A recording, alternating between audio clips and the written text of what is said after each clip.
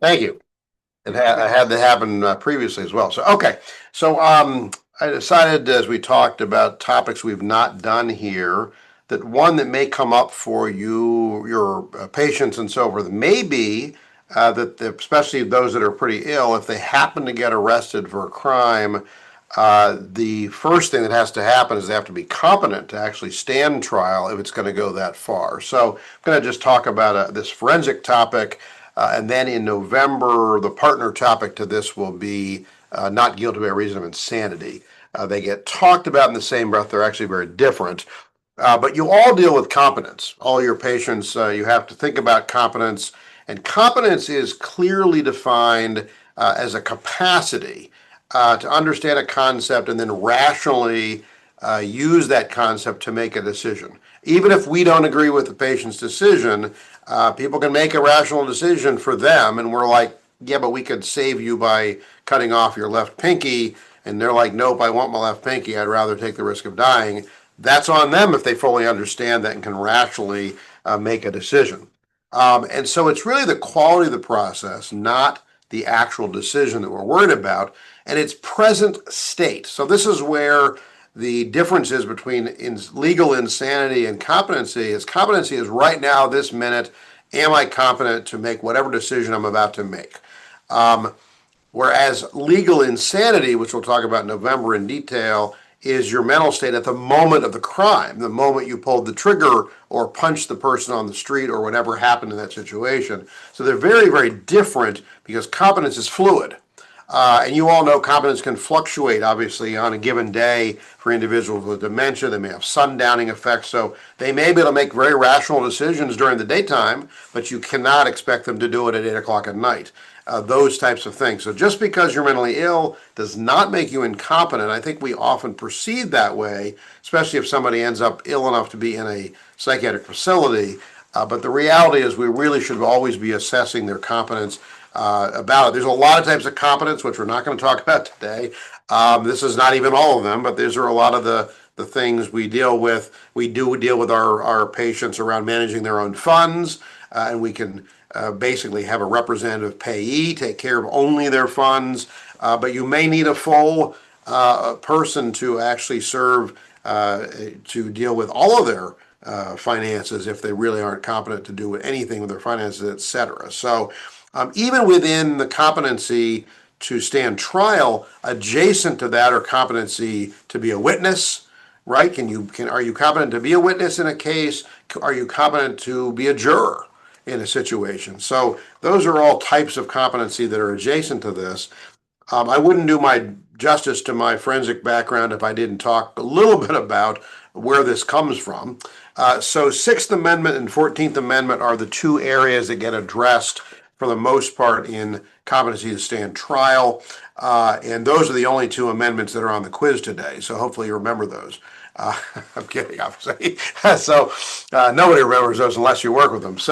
But basically in the Sixth Amendment, for a criminal prosecution, we have the right to a speedy trial and a public trial. And the idea here is that the speedy trial requires that obviously you be able to understand what's going on in that trial. It's got to be a fair trial. Competency is where you look at, is this a fair trial? I'm going to say Mr. Jones, as I always do. Does Mr. Jones really understand what's going on here, what they're saying he possibly did as a crime, and then can he work with his attorney to help defend himself or herself or theirself, depending on who the person is. That's the simple version. I did upload the slides, and I think it has to go through the vetting process because I didn't see it there yet a minute ago. And I'll boil down on this a little bit. In the 14th Amendment, we have two types of what's called due process: substantive due process and procedural due process. And so these are areas that basically make this as fair as possible, giving people certain rights. So, for example, even civil commitment, individuals in a psychiatric hospital who may be ill enough to need treatment against their will, they may need to stay against their will, they might even need course, medications, so-called treatment over objection. There's procedures, right? They have the right to a notice of the hearing. They have a right to call witnesses. They have a right to sit in there and testify on their own behalf, etc. That's all procedural things that give us protections for us, and that's true here again. Mostly that part of the 14th is applied here to competency to stand trial, because if you're not competent, you may not be able to think of who you can call as a witness. You may not be able to work with your attorney to assist in your defense and so forth. So this concept goes back a very long time, and I don't have enough time to do all the history, but just so you've seen this. So all the way back to feudal England. And as you heard from me before, American law started in England. So feudal England is where we'll start. It probably was also in other parts of the world by that point in time.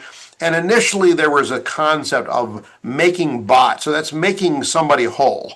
Right, so if you stole $10, which back in the day would have been a lot of money, you would make them whole by giving them 3 times that much, $30. Would make that a making bot. But there are crimes for which you can't make up for the act that you did, or at least you allegedly did, and so then you have to do something else to take care of that. And of course, in general, who wins in those situations back in the day was usually the king, because the king usually got all of whatever you were able to provide in some sense. Pressing someone for an answer. So let's say that somebody was, and I've got a few slides to elucidate this, but the concept was the person wouldn't answer because if they might incriminate themselves. This predates taking the fifth, your right to not incriminate yourself, a different amendment. So they would actually force somebody to give an answer one way or the other, and literally pressing someone for an answer might mean piling boulders on top of them until they either died or gave an answer. So when you hear pressing for an answer, it was pretty extreme at the time. So we're talking 6th century England here. Here's making bot. If a free man steal from a free man, let him make bot threefold, like the $10 versus $30, and let the king have the fine, and all the chattels. So the king gets everything, right? So that's kind of the concept, but there was no concept of punishment really for crimes in that respect at the time. So just to, this is what people looked like in the day. And then we jump forward to 11th century England, where we merged church law and secular law. Really, this is probably an entire class for law students. Huge changes took place when this all occurred. And so you ended up with these botless crimes. As I said, ones you can't amend with fines. You can't give money or your cows or whatever to make up for the crime. So they came up with other ways to do this. And you can see here, trial by ordeal or by combat, not what you want. So here's an example of an ordeal. They had to hold on to a hot iron that was put into the fire, turned red hot. They had to carry it around for a certain period of time while others watched, and that would be their trial by ordeal. So assuming they survive that and they actually have a functional hand, they go on about their business. But there was some version, it obviously feels like a punishment, I'm guessing, but they didn't consider it that way at the time. In 1215, we finally have this concept of a jury of 12 people, which actually came through the church side of things, not the secular side of things. So very interesting. But they said that clergy could not take part in ordeals because, again, of course, at some level, they understood it was a type of punishment. Humans are probably not any more intelligent today than they were in 1215. It's just that we've learned a lot over time through science and our own ordeals as human beings going through life over many, many generations. So the person would have to enter a plea, and you can see here that they might have different ways of dealing with this. One was hard and severe punishment. I'm not going to try the French. Slow starvation. Or they could do severe and hard punishment, which might be more serious, direct, faster ways of punishment. They actually had real incompetence adjudicated for the first time in 1353, so a long time ago. And this was a question about, and understand now they're really getting into real mental health issues here, and I'll jump quickly then to the present in a moment, or close to the present. But was the person mute by malice? That is, I'm not going to talk. I'm just going to defy all of you, and I'm not going to do anything to incriminate myself. or to defend myself, or am I mentally ill? Mute by visitation of God. All right, so it was the kind of the concept at the time. Remember, God and demons and all that kind of stuff was the way people thought about mental illness at the time. So we've got this pressing for an answer, which did not get abolished until 1772. That's pretty impressive, right? Where we might pile rocks or something on someone to get an answer. That's pretty bad. They did create this criminal lunatics. Remember, we used to think it was all tied to the moon. Lunatics Act of 1800. This was insane at arraignment. So again, merging the two concepts, using that legal term insane, which has become unfortunately a negative term. We say that somebody's insane or crazy. That's really pejorative. It's meant to be a legal term even back in 1800. But insane at arraignment, meaning at the moment that you're trying to talk to them about the crime, they can't because they're mentally ill. Again, that's really incompetence in today's language. 1831, so we're going to jump fast to the present here. If the person had a defect of her faculties, that was a problem. But if not, because you see it's backwards legally, they have to have intelligence enough to understand the nature of the proceedings against her, and they ought to find her not sane. So if the person can't understand the nature of the proceedings, then they're going to say the person is not competent. Back in the day, not sane. That's pretty close to where we are today. So that's kind of the first real underpinnings. And then they had a big trial in 1836 where they really went into the details. I won't read this to you because I'm going to jump fast here to Ohio law, national law and Ohio law, which parallels this pretty darn closely. I do want to mention Isaac Ray because he's a big name. If you ever want to read history of forensic psychiatry and legal psychiatry, he's the man. He wrote a lot of treatises back in the 1800s that are still looked at today by legal scholars when they look at our laws and possible changes about that. So very, very important. He said, hey, wait a minute. Why are we moving so fast? Remember, they didn't have a right to a speedy trial at that point in time. Why are we moving so quickly on these individuals? Let's observe them. Let's see how they're doing. Let's see if we can get them to a point where we can have a conversation. Right? Kind of what we do now if somebody is not competent. So he was, again, prescient in his approach. Think about my prior lecture. This is well over 100 years before we had any medications. So they're getting better because of the environment, the moral treatment, and so forth.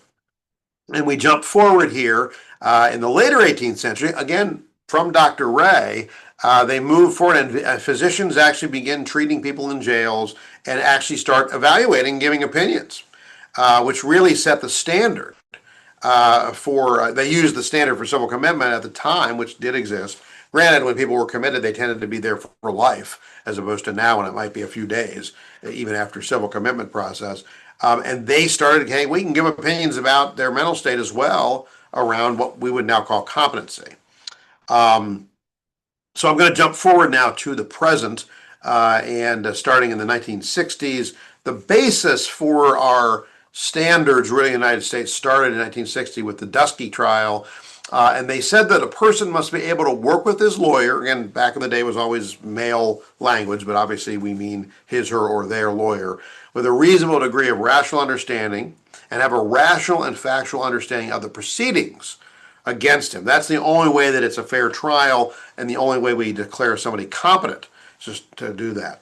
Couple of examples of how this plays out. In the Wilson case, there's an individual who in fact committed a crime. They had pretty good evidence of this, but then during the high-speed police chase, had a bad brain injury and literally had amnesia. He did not remember the crime or the chase. And the question was, hey, he's not competent to stand trial and never will be. And the court said, oh, no, no, no. If he can think rationally now and you can give him the evidence and he can think about this as if he remembered it, then he can still work with the attorney and defend himself. They did not allow that to be an immediate example of incompetence. So I thought that was an interesting one just to point out. And then this is the most important case probably ever. It actually fueled a lot of Ohio law, including Senate Bill 285, which is I think only now 15 years old or so here in Ohio. 1972, this guy is illiterate, deaf, and mute. So probably in survival mode, fending for himself. He steals $9 even in today's world, not that much money, right? Not enough to call it a grand theft of $300 or more. So $9 of merchandise, and he was never going to get better. He didn't really, and he was in survival mode. And I think it was a little bit of food or something that he took. I forget exactly what it was. And so they raised the Eighth Amendment, so it would be cruel and unusual punishment. You've all probably heard that one, to lock this guy up for life because he can never stand trial. Due process, right? What's the process here? We're never going to give him his day in court, as it were. And then, of course, equal protection, because we're trying to balance out his liberty interests and the interest of the government to punish people for crimes. And that's always the balance that lawyers do in the background in these processes. And they said the due process requires that the nature and duration of commitment must bear some reasonable relation to the purpose for which the individual is committed. So in this case, he might have been locked up forever, and they said, no. And you can see, I chose this because it went all the way to the United States Supreme Court, so it becomes the law of the land, and it set the precedent and changed laws in a lot of states, quite frankly, because they could not be any less restrictive than this in how they did it. The feds followed suit, and I won't read this to you, to go through the same concepts here. And then the cell case, very important, and then I'm going to do Ohio law and kind of bring it to a close here.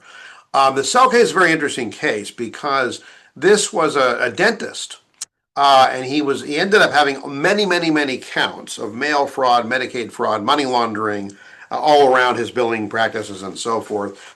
He gets arrested, he goes to jail, again, 1997, not that long ago, and his mental status deteriorates while he's out on bail, so he gets put back in jail. In 1998, it turns out in that window when he was out on bail, he tried to contract a hitman to kill the federal agent, FBI agent, who had been basically gathering the evidence against him. So that got discovered, and so now he's got a much worse crime in the sense of he went from kind of white-collar crimes, if you will, to now a very dangerous type of crime. He's a dangerous criminal, potentially. And so he then, in the next year, requested a competency hearing for both the fraud and the attempted murder. And so this goes forward. He's actually found incompetent, but he refused medication. And so a big deal, because they had to say, well, under what circumstance does the federal government, or any, sets the standard for other governments then in the United States, have the right to force medications, to force someone to become competent, to force them to eventually likely suffer punishment for a crime? I mean, so you think, whoa, so they went through this, went again all the way up to the Supreme Court, meaning it had a local trial and an appeals court and probably a state court, et cetera. It went all the way up to the U.S. Supreme Court. These things take years usually. And they said, okay, we believe that we can, in fact, force medications to restore competency if there's an important governmental interest at stake, that is deterring crime by punishing crime, et cetera, that if the medication is felt by the clinicians will actually further the interest of the government, that is, it'll actually work, right? There's a chance that it will restore the person to competency. Then in those circumstances, then they said then it becomes, not only is it something you can do, it's necessary. At that point, if you've made that discussion, made that decision, you must actually force the medications, because now you need to further these governmental interests, in legal terms of art here, but those are the actual words. They have to be medically appropriate drugs. So you're not going to give something that's the person's allergic to. It's going to have, you're not going to give them Prozac if what they really need is Invega Sustenna, right, or something that's more potent as an antipsychotic.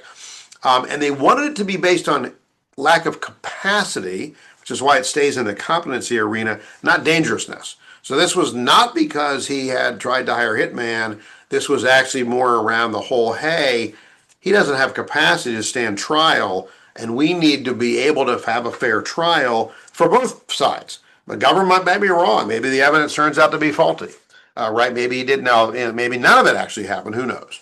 And they have to balance then the governmental responsibility for timely prosecution, appropriate prosecution, with the equal interest of making sure the person has a fair trial. So very good balance here in our law. So here's Ohio. And if you can't sleep tonight, you can read this whole section, 2945.37. Works like a charm, better than Ambien or anything else. No side effects. A defendant is presumed, I put the emphasis here, presumed competent. So we're all presumed competent, as we are for almost everything in our world. And if you think about it, there's really only one thing that we have to prove competence in, which I find amazing, actually, and that's driving. We actually have to take a driving test before we're considered competent to drive. Everything else, marriage, having children, much larger issues than driving, you're competent unless we prove otherwise. So same is true with trial. So if you're arrested and they believe there's enough evidence, they're going to take you forward to trial. They presume you're competent unless it gets raised, and it can be raised by your attorney, it can be raised by the prosecutor, it can be raised by the judge. Any of the court officers could say, yeah, something's not right about the way Doug's talking to us here, and we need this evaluated, right? So then they would be able to evaluate me and determine that. So they have to prove by a preponderance of the evidence, you heard me say this once before, that's a 51% certainty, so it's just barely proved in a hearing that because again, it's a low bar because you don't want anybody going forward who's not competent.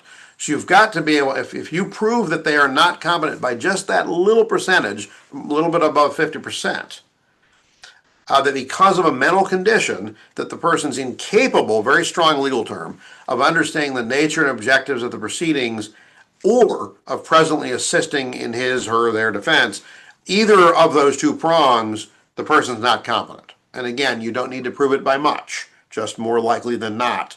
It's not a high bar. And therefore, we err on the side of protecting the person's rights to be restored to competency, to have a fair trial, and that takes precedent over the speedy trial. So it can't be speedy if it won't be fair and speedy. So here's the basic way this plays out. My experience is that hardest part of these are plea bargains. And I'll give you an example. We had a guy in Toledo at the state hospital. He came in. He was accused of rape. So very serious charge. And as it happens, it was a very weird story. I won't go into it, but it was rape with a finger of a woman who he was having sexual relations with in the home with her and her husband, but the husband was not part of this, but he was okay with it because the husband had an injury where he could not engage in sexual relationships. So this guy was kind of a dupe for them. And one night, the storm hit, he couldn't leave. The only bed he could sleep in, according to the man and woman, were their daughter's bed. So he slept in the daughter's bed, I think she was 4, and somewhere out of that arose this belief that he had put his finger in the girl, and therefore it was a rape charge. I will tell you now, this guy had probably moderate intellectual disability. When I met with him and repeatedly, it was clear that number one, I actually believe he didn't do it. I can't go into that. But the reality was that wasn't my call. My call was, is he competent? And the truth is, he was never going to be competent for a plea bargain because he thought in a very concrete manner. We would have these big meetings with attorneys. His attorney, the prosecutor, they were willing to dial this way back in terms of how much time he would spend in prison potentially. And he would get done with his long conversation, and then this guy would say, well, but why would I say I did it if I didn't do it? Very concrete. So he was never going to be competent to do a plea bargain, which in this case was the offer. They were trying to make him because they did not believe it was worth going to a trial. The 5-year-old at that point could not testify because all hearsay, if you will, was not really strong evidence. So gives you an example of how hard this could be. But that also could have been because of mental illness. Imagine, if you will, that you're psychotic and your belief is the government's out to get you. You're arrested for a crime, and who do they appoint as your attorney? A government public defender. You probably can't trust the public defender because your delusion is the government's out to get you. So now you're in this officially really a catch-22, and you don't have the money probably to hire another attorney, which you're allowed to do, but if you can't, you can't. So that ends up being this battle. So this is where assisting in your own defense is so powerful. Very, very strong portion of competence has to do with this ability. And it's often your own attorney who raises the question of your competence, because that's who you're talking to, him, her, them the most, because they're allowed to visit you in jail, etc. And that person says, whoa, Doug is not going to be able to work with me. on this, and I think it's mental illness, I'm not sure, and they're gonna ask for this in front of a judge to go into the the other one, by the way, apart from plea bargains, is let's say the person likely was legally insane at the time of the crime. Well, if they're not even competent to stand now, trial now, they may not be able to even understand, why would I say I was mentally ill? I don't have an illness. I'm not going to go along with you, my attorney, and say I was insane. Of course, most people think insane is a very negative term, et cetera, right? It's not a legal term in their mind, most of the public. So, and then, more of this, right? Memory and concentration to understand the events, or as in the Wilson case, you can rationally manipulate those facts in your head when you're handed the facts, even if you don't remember the facts. So a lot of this can be very, and in general, this is looked at much more strongly if it's a high-level crime where you're facing much longer term of punishment versus a misdemeanor. All right, so misdemeanor, well, we want you to understand basically, but it's not necessary that you have to do this giant plan of defense, right? But on the other hand, if it's a rape case or some other high-level felony, yeah, you better be able to defend yourself really well. So I mentioned low intelligence or dementia would be one. You might have depression and self-defeating. You're yeah, I'm a horrible person anyway, lock me up, right? You could just go along with it. You would have mania. You can't even act appropriately in the courtroom. Delusions, I've mentioned already. Obviously, disorganized thinking is often what happens as part of all of this. And then even the judge is like, why is this person in the courtroom? They can't even be here because they're not understanding anything that's going on. Obviously, hallucinations can be distracting, even if you sort of are aware that they're hallucinations, but you're still listening to your dead grandmother while they're trying to present the case. That doesn't work. So real quickly, here's how it goes. There's the arrest. Generally, then pretty quickly, there's an arraignment to decide what's going to happen. Are you going to stay in jail? Are you going to get bail? What have you with that? You meet with your attorney. Somebody early on usually it's pretty clear. Someone will raise competency. Something's not right here. It may be mental illness or intellectual disability, so they will then send you to a competency evaluation. It starts normally at the local level. So we have the Psychodiagnostic Center here in Akron. They actually they do the work for, I think, 7 or 8 different counties around here. So they do a pretty good region of individuals referred for this. But if they're uncooperative, which could be, if you will, mute by choice, using the old language there, right? Or they just can't cooperate. So by mental illness or intellectual disabilities, they may not be able to do the outpatient evaluation. They may get sent to a state hospital, which nowadays has tied up a lot of the state hospital beds. That actually is part of the reason we have no ability to get people in the state hospitals. If you're competent, fine. You have a competency hearing where the judge says, yes, we agree you're competent. So they need it on the record, again, to protect your rights, and then it goes to trial. Understanding, again, that competence is fluid. So if that trial is not for another 3 or 4 weeks, you might actually go back into not being competent. Maybe you stop your medications. Whatever goes on in that window, you've got some metabolic issue that's tied to your mental status. Whatever it is, you might actually go back through this process multiple times until you're actually competent right during the trial, because it's fluid. Right now, if you're not competent, then they have to determine in Ohio, and this is really Ohio law, other states do versions of this, is there a substantial probability that you'll be restored? So like in my person's case in Toledo, which is why I use that example, I would have easily been able to say, no, there's not a substantial probability that he would ever be restored. He's not going to gain intelligence. He's not going to learn how to plea bargain. He's going to remain stuck on this concrete, why would I say I did it if I didn't do it? Right, which again is one of the reasons I don't think he did it. He couldn't think beyond that. He was actually the best patient I ever had in the state hospital. Model citizen, as far as you could tell, other than getting caught up in this weird dynamic. But other people are a little more subtle, right? A little depressed now, or maybe a little bit of sundowning in the evening. You have to look at that very carefully. If they're incompetent and restorable, so let's say the Psychodiagnostic Center says, yeah, they're currently not competent, but I think they're restorable. They would go to the least restrictive treatment setting. For many years, that was the state hospital. There was no alternative. In the recent 5 years, there's been a big push to do outpatient competency restoration. So in Summit County and the other counties that our psychodiagnostic center serves, Summit Psychological stepped up and said, we'll do that.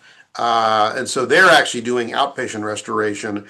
When that works and when the judge and the prosecutor agree the person's not dangerous to be out on their own, because that, that only works they're out on their own. It is not often agreed on, quite frankly.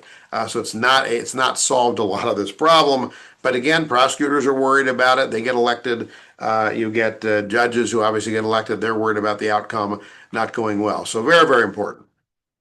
If you misdemeanor, and this is an interesting one. I don't agree with this from a forensic perspective, but so the amount of time you're allowed to attempt to restore somebody is based on the crime. Now, the truth is, of course, you could be very, very, very ill and your crime is a misdemeanor, disorderly conduct because you're yelling at people at McDonald's. Or you could be not all that ill, but maybe ill enough to be incompetent and you punch a police officer. Right? But in this case, the level of crime determines the amount of time that the outpatient or inpatient setting has to restore you. So it's only 30 days if it's a very minor misdemeanor, M3 or M4, 60 days if it's a higher level misdemeanor, M1 or M2, 6 months for felony 3, 4, and 5, and then it's a full year for felony 1 or 2. And again, this is really about that governmental interest, right? The government's interest in dealing with an M4, it's there, but it's not something they're going to spend a lot of energy on. But you know what? If it's an assault or some other felony, yeah, we're worried about these F1s and F2s. We want to make sure we've done our best. And that makes sense if you look at it from that perspective. So how do we restore people? 2 prongs: treatment of the illness and education.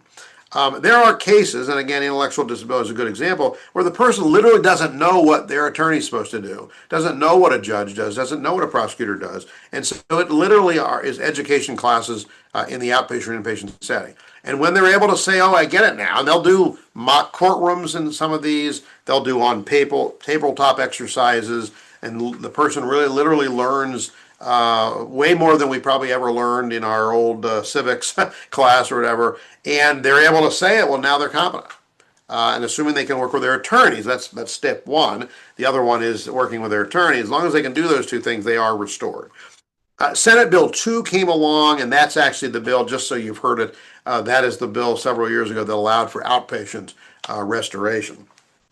Here's the counties that Summit Psychological serves, which are the same counties that our psychodiagnostic center serves for outpatient, in case any of you are in those counties, just so you've seen that. Again, you'll get the slide set on the website. Now, if they're restored again, they go to trial. If they're completely unrestorable, then they can become ISTU, that is incompetent to stand trial, unrestorable. Let's say they've done a whole year, they're not restorable. Basically, the charges get dropped.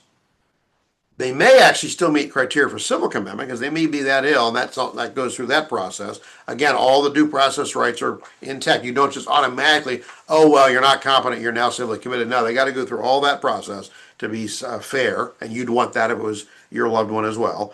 And then, of course, let's say the person a year from now is competent. New medication comes along, whatever. The prosecutor could decide we're going to re-indict the person and take them to trial now. So they don't ever lose the ability to bring them back to that situation. There is one other example I'll give you. In Ohio, if it's a high-level felony, generally a 1 or a 2, they don't do this for most of the others. I think they could do it for a 3. But for a 1 or a 2, the prosecutor could say, look, this was a horrible crime, and they're not restorable, but we have them on videotape doing the crime. There's not a lot of proof needed to prove they did it. They will basically skip the trial, which I think is strange, but in effect, they have a trial, even though the person's not competent to stand trial, and they basically find the person incompetent to stand trial, unrestorable, but they remain under the criminal court jurisdiction. So ISTU CJ, if you ever see that written down. And those individuals basically are then treated as if they were found not guilty by reason of insanity. They go on a program. They usually go to the state hospital for a time. They come out on conditional release, which is basically high-level probation or parole, if you will, and very low recidivism. That program is phenomenal in Ohio. And we have every board has somebody either at their board or through a local agency as a forensic monitor. So we have Chris Freeman Clark here, who's done it for a lot of years and actually used to be at the state hospital, so he understands both sides of this equation. And he monitors with the agency that has all these individuals to make sure they're complying with their conditional release plan. He helps create the plans. He's the interface between clinicians and the judges and the prosecutors to make sure this flows well. And that's one of the reasons that him and his colleagues across the state that this is a very low recidivism. And I will stop there for, well, cases first, if there's a case, and otherwise questions.